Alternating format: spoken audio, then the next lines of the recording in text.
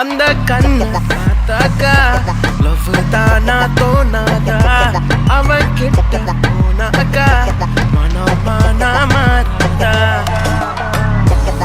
அக்கமெல்லாம் அவன்தான் இருந்தான் நடந்தான் அவன். மத்தியானம் 2 மணிலேருந்து உங்கள் ரசிகர்கள் இங்கே இருக்காங்க சார்.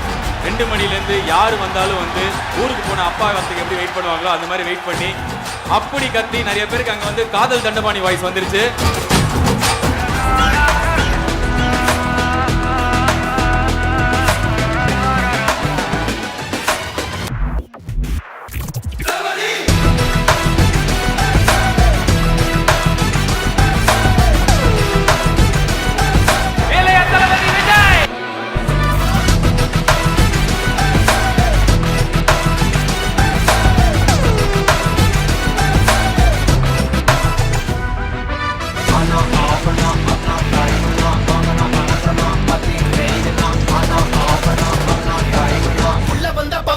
அண்ணன் யாரு?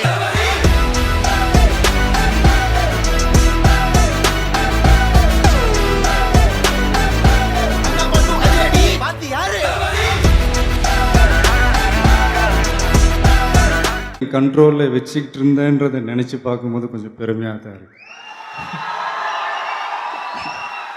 ஸோ இது கிடைக்கிறதுக்கு காரணம், ரொம்ப முக்கிய காரணம், இத்தனை வருஷத்தில் என்னை வச்சு இயக்குனர்களுக்கும் தயாரிப்பாளர்களுக்கும் டெக்னீஷியன்களுக்கும் மக்களுக்கும் மீடியாவுக்கும் இந்த நேரத்தில் என்னுடைய நன்றியை தெரிவிச்சுக்கிறேன். நான் ஒரு தீர்ப்பு கிடைக்கும்ன்றதை நினச்சி தான் என்னுடைய முதல் படம் நாளைய தீர்ப்பில் நடித்தேன்.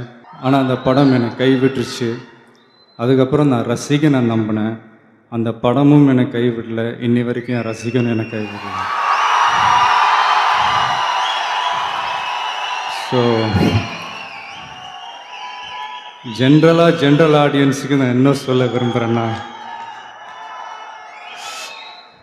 நண்பர் மாதேவனோட நிறையா ஷோஸ் பார்த்துருக்கேன். ஸோ அதுலேருந்து அந்த ஜென்ரல் ஆடியன்ஸ் எனக்கு ஒட்டிக்கிச்சு. ஸோ ஜென்ரலாக என்னுடைய நண்பர்கள் ரசிகர்கள் எப்படி வேணாலும் சொல்லலாம்.